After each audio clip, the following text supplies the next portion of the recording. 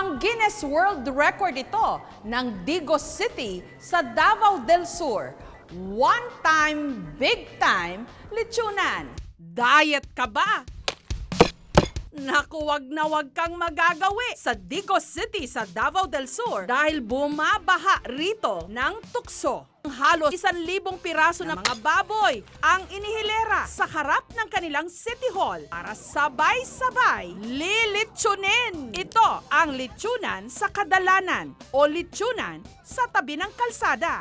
Bahagi ng taunang pagdiriwang ng Araw ng Digos. Nag-umpisa kami doon, 2002. I was able to convince them na mas maganda yung idea na maglilitsyon para may available na food during the celebration. Target daw kasi nilang masungkit sa Guinness World Records ang titulong largest serving of roast pork na hawak ngayon ng Mexico. Ang lokal na pamahalaan, beast mode, kinuntsaba ang mga litsonero para maka-world record sila. So kasi ng Guinness, yung qualify sa kanila, yung Letson is ang size from 40 kilograms above. So lower than that, hindi na makonsider as Letson na. Ipinasarap pa ang kalyeng ito para mailatag ang libo-libong mga kawayan. Ang haba nito, umabot ng halos 1.4 kilometers. Yung trunk ng saging, i-cover ito sa concrete pavement. By the time na maglitsyon, hindi masisira yung concrete pavement. Biyernes pa lang, nagtipon-tipon na ang mga litsonero sa itinakdang bagong slaughterhouse. Titingnan namin kung yung hayop na yun is fit for slaughtering, meaning healthy siya, walang sakit. Titingnan namin na fit for human consumption na talaga siya. Kahapon lang ng madaling araw, sabay-sabay silang naglitsyon.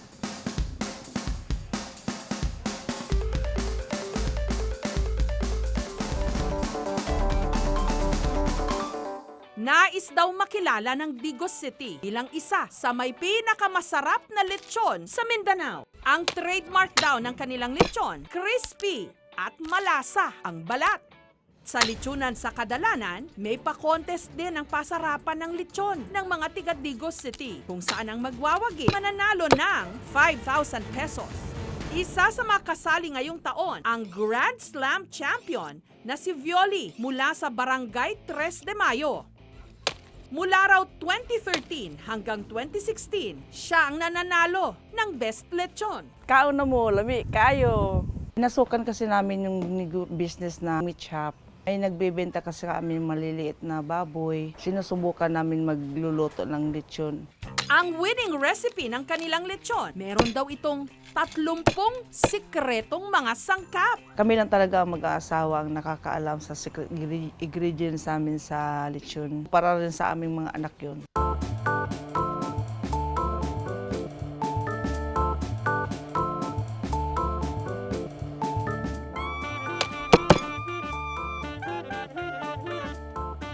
Crispy, tapos lasang-lasa mo talaga yung flavor. Sa taong ito, 5 lechon ang kontribusyon ni Violi sa event. May tiwala ko sa lechon ko. Yung mga bumibili sa amin, bumabalik sila. Dahil iba kasi daw ang lasa ng lechon namin. Ang tinik naman sa dibdib ni Violi, ang reigning champion, ang Linda Poppings Lechon na 25 lechon ang iaambag sa tangkang world record. Ipinagmamalaki nila, pamilya raw nila ang kauna-unahang naglilitsyon sa Digos. 1970s pa raw nagbukas ang Poppings Lechonan. Yung hipag ko, may lechonan. Katapos kami, patulong. Yun naman ang mga kapatid, mag-away-away. So naghanap kami ng pisto para sa amin. Nakakita naman kami katabi lang. Nagawa kami ng karinderya with lechon. Yung mga panahon na yun, wala pang lechonan dito. Kami lang. Marami na kaming mga suki. Lagyan natin ng asin dito sa bawat sulok ng baboy. Sa paglilitsyon, gumagamit si Linda ng lemonsito o kalamansi, pampalasa at pantanggal daw ng lansa.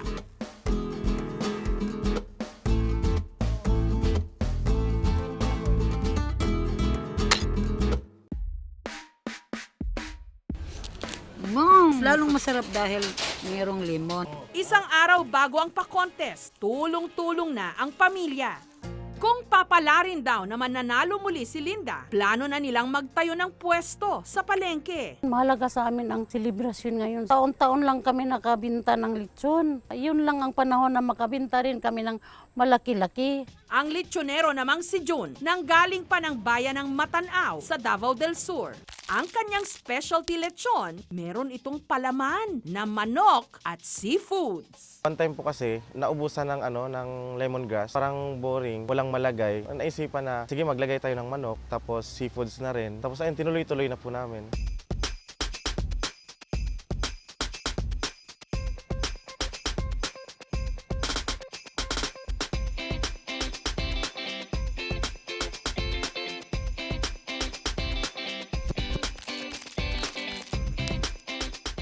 Hindi ko naman po ini-expect na manalo. Ang sa amin lang po parang matikman ng ibang tao.